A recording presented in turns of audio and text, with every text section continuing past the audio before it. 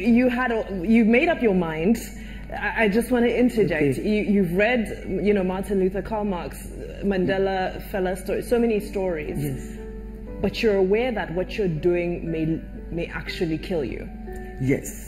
And you're at peace with that. Yes, because one of my readings just said, if one cannot stand up or die for something, then that person is not even worthy to live. And like Ganifa and me, we always say that we must stand up for what is right, even if we're standing alone. So I just saw that there are lots of hazards. But instead of me trying to protect myself, I just felt that Nigeria is worth dying for. Okay, look at it.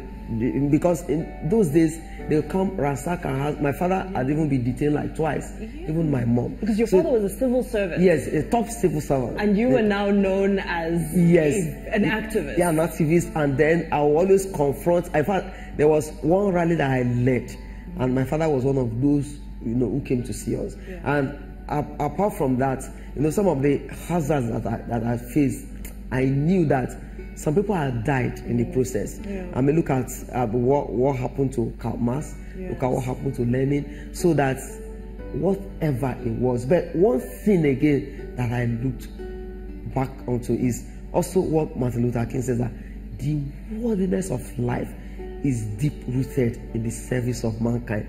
If one dies in the process, it becomes a martyr.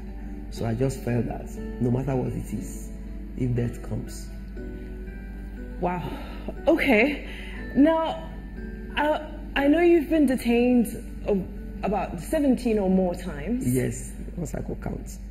And, okay, maybe can you narrate probably one of your worst experiences? Yes, I think the first baptism I got was trying to paste posters. That was during IBB's time. Yes. IBB Go. And then it's not like civil rule where there will be protests and tear gas will be used to disperse them. I mean, there are even live bullets, could be used. Yeah. So, and again, anything I'm committed to, I like to be at the forefront, so that even if it's bullets that will come, I will take it. I don't want those. I ensure that people that follow me are very, very safe. So where the battle is the fiercest, where it's very fierce, that is where I will go. So they were to go and paste posters, IBB Go.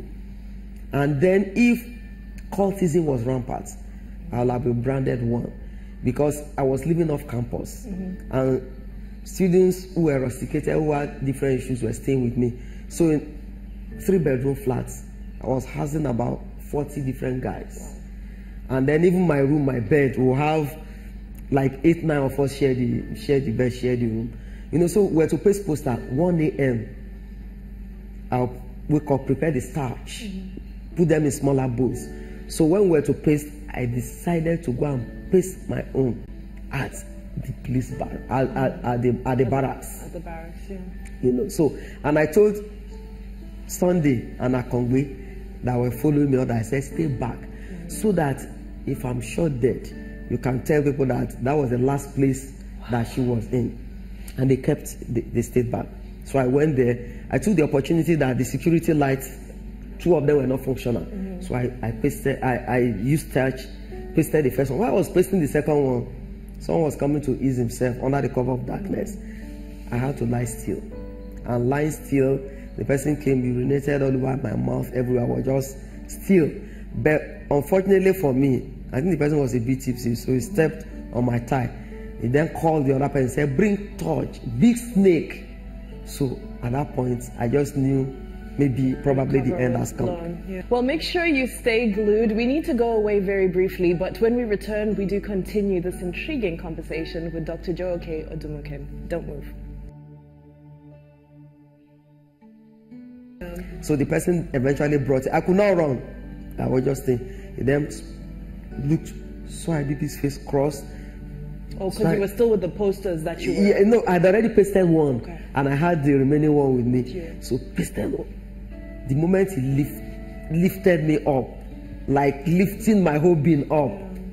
So it was after that they took me And they were even looking for, they said they will not put me in a cell with different people because, so they had to move people from one particular place and then kept me in one place with the clothes, the smelling thing, and nothing, for me to cover myself. So I started thinking. So I was there, I think it was a Friday, Saturday, Sunday. They said they were going to take me to court. Nobody knew where I was. They said I was under arrest. They checked me there, and I wasn't there. I had not eaten. Even in those days, when my mom tells me fast, I can fast for a day, but for Friday, Saturday, Sunday, till Monday, I had not taken anything, even water. I was there. All the water had dried on my body. And then once in a while, someone opened the door to look at me, I was even to be dragged for interrogation. I refused because I was just staying like that. So I think it was Monday. Then they allowed my mom. Is it my mom? My mom and one of my cousins. So that one came and brought 3/4 trousers, something like a pajamas for me. So when I wore it, I looked. So after that, when I was released, I said that would be the last time, no matter what, that I will ever put on either skirt, black. As we speak today, because I like black, that is it, and I just mean it. So, like you said, feeling that maybe, I see you are so beautiful in this gown that you have on. I see people, and it had never crossed my mind to have a rethink of it. Just like as we speak, I like Bob Marley.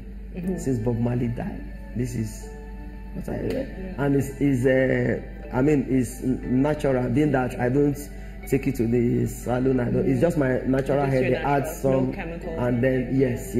So that is that I'm just used to it. So at times, and I thank God you didn't put me under the pressure that I should rub powder. No, we want you just as you are. So at times when I get there and they want to quarrel, I start having, so I'm just like that. And the highest I use is Vaseline. Coming from a background of being married to the struggle and fighting for specifically political justice and human rights justice, you've, as much as you're still passionate about many things, you've specialized more in fighting for women. Why women? Yes, in one of the books that I read, Anon says that women speak the same language, and that is silence.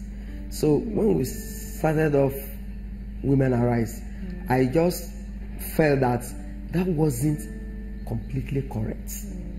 And to break the culture of silence, women, we've seen that gender-based violence is on the rise.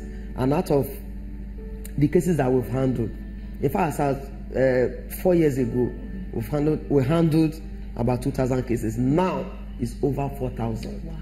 Of violence. People will come, a lot of people keep mute and they die.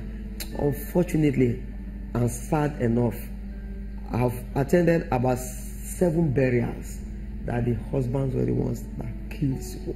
Out of the 4,000 cases that we've handled, only maybe 12 of them, below 20 are men that came to report that their wives are beating them. So one thing that we've tried to do is to tell our women that silence is no longer golden. We now have ambassadors who have gone through violence, who now speak out. That if they refuse to speak out, they will die. So we need self-worth, self-esteem. They need to be empowered. They need to speak out. And we tell our women that no one can talk you down and get you inferior, except to give the person permission. So if I don't give the person permission, the person cannot talk and make me worthless. And some of them will suffer low self-esteem. So we try to empower them, let them speak out. We've organized series of rallies. We go to bus stops, we go to the marketplace, we go, and people come out to tell us some of the things they've been experiencing. And we've told people that let them do other churches or mosques. If there are irreconcilable differences that can lead to death, it's a person that is alive that will take care of the children. We should not please encourage people to go back. I tell them, we don't separate homes. We bring people together. We make ties stronger. But when we see someone, it's a life and death. yes, Yeah. we have to take such decision.